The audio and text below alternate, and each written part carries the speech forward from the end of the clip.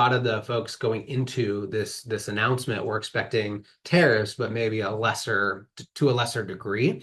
And this was maybe on the higher side of what many had expected. Therefore, the reaction, I think, downward in the market for sure. So tariffs are at the forefront of market news this week, despite a lot to cover as well with inflation and jobs. So we will touch on that. But as you might imagine, we'll spend a lot of time on the tariff news here from yesterday, Wednesday afternoon. I'm Brandon Steele, financial advisor with Mainsail Financial Group here in Bellevue. And our goal every Thursday is to bring to you the market news, the data, the trends we're watching, and hopefully weed out a bit of the noise along the way. And as you might imagine, today is going to be heavily revolving around the tariff news and what we're kind of seeing in the markets as a result, as well as some things to watch as things shake out a little bit from here. But before I do jump into that, I do want to spend some time on some of the data that's come out over last week as well. I realize this may not be quite as front of mind right now, but it is important to cover it either way. So I'll do this quickly. There's a few things that came out. First off, personal income and spending came out last Friday. Income was up 0.8%. Spending was up 0.4%. We also had inflation data come out. So we had the PCE and core PCE data. PCE was up 0.3%, which was right in line with expectations. And then the core PCE data was up 0.4%, so slightly above expectations, barely, but nonetheless, still a little bit above. But this is also jobs week. So on Tuesday, we had job openings come out. Shows that we have 7.6 million job openings right now. And then we had the ADP employment report come out yesterday and shows that we added 155,000 jobs. Again, for those who tune in pretty regularly, you've heard me say this before, but we'll be watching the number tomorrow as we get the U.S. employment report. So that might be a little bit more telling of the job story. And although this doesn't feel important right now, it is going to be soon because the Fed meeting is coming up here not too far down the road. With everything going on with the tariffs and everything else, how the Fed navigates this ahead is going to become very important as well. So this data is going to matter, especially if we watch inflation and jobs and how this all kind of meshes together. But of course, the big news and really the question of the week, let's call it, although it came from many folks here this go around, is really around the tariff impacts and what's going on. So the big news, of course, this week was yesterday. Yesterday at 1 o'clock Pacific time, 4 Eastern time, right after the market closed, we did have the Trump tariff announcements in the afternoon. And, basically, as you might imagine, it sent a bit of a shock into the markets, and it's carried through into the open today. So yesterday, post-close, markets were down anywhere from 2 to 4% or so, with the lower down being more on the Dow side of it, and the 4% being more on the Nasdaq. That's carried through the open here on Thursday as well. And so it is a pretty down day here in the stock markets in general. We'll see where we go from here. What I will share is that a lot of times with news like this, there's this initial reaction, and then we start to kind of sift through this a little bit. I'm not saying that I expect this to completely go away tomorrow, but nonetheless, I think that we always see the initial reaction is really severe, and then we start to kind of like break down the data a little bit. And the reason I'm highlighting that so much is because it's important to note that. Well, a couple of things. First off, I think it's important to note that really the reason I think we're seeing such a negative reaction is not because people didn't expect tariffs, but more so that the tariffs were probably on the high end of expectations. So if it helps, there's kind of a 10% baseline. Let's see, China's at like 34%, the EU 20%, Vietnam and Taiwan are up there as well. So I think a lot of the folks going into this announcement were expecting tariffs, but maybe to a lesser degree. And this was maybe on the higher side of what many had expected. Therefore, the reaction, I think, downward in the market for sure.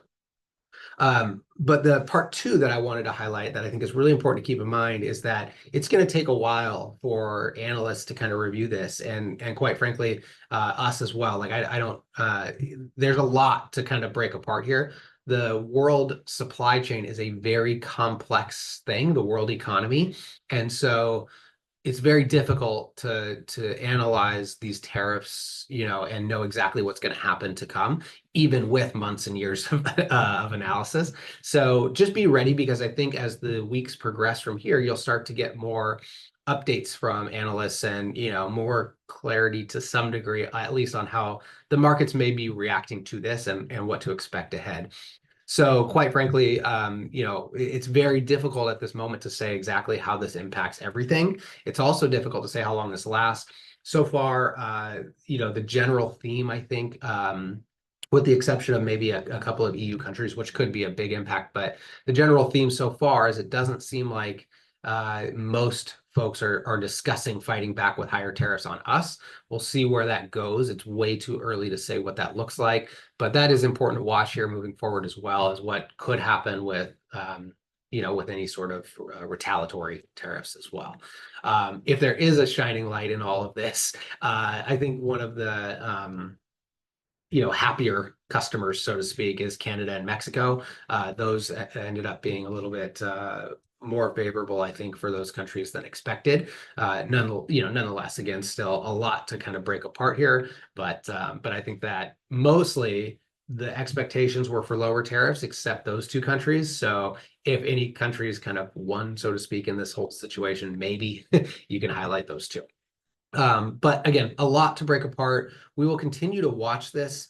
Obviously, we're seeing the market reaction as a result of this, and it is warranted. I think, you've probably heard this idea that tariffs are kind of like a tax in a way. It's fair to say that. I mean, I think that anytime you have something like this, what it is it's a drag to some degree. A tax can be, a tariff can be. And so what that means is that there's extra cost basically to make things happen, make it all work, so to speak, for the business. Now, whether that gets carried on to consumers, which is what the market is really worried about, or businesses find a way around it, which is what, obviously Trump is hoping for, that remains to be seen. And I think, honestly, this is where the particular companies are really going to be important to weigh in here, on how nimble they can be, how much of their supply chain is affected by these tariffs, because it's not just the market as a whole. And I think that's important to be aware of here. This has been our theme through 2025. This is another good example of that. Not every company is affected the same. And so it's important to maybe look through that a little bit and find, companies that maybe are either less or maybe not at all impacted, or maybe able to, adjust quicker, to, reduce the impacts on these tariffs, to their earnings over time. So a lot going on for sure. Definitely a down day here in the market. So hopefully some of the risk management stuff we've been talking about this year has been helpful as you kind of looked at, your portfolio here this year in 2025. But something that will continue to unfold. So we'll continue to keep updates going here on the tariffs and how we're viewing things. And obviously any news stories about, where this goes from here.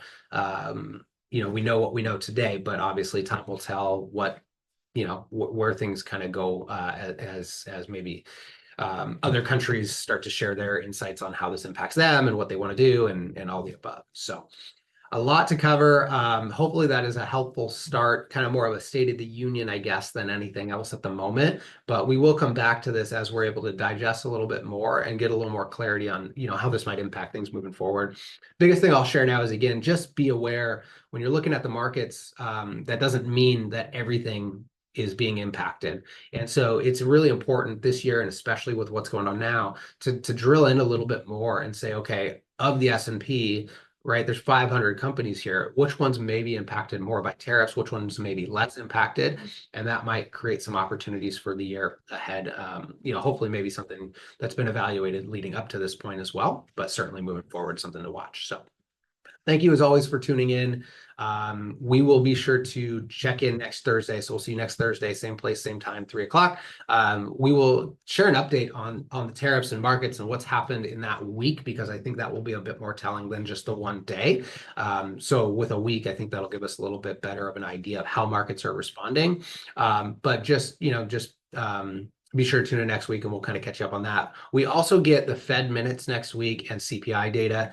So again, I know that seems like maybe not the most pressing story at the moment, but how the Fed reacts to all this is going to be important. And so watching the jobs and CPI and all the above is going to be really important here moving forward too. So have a great upcoming weekend.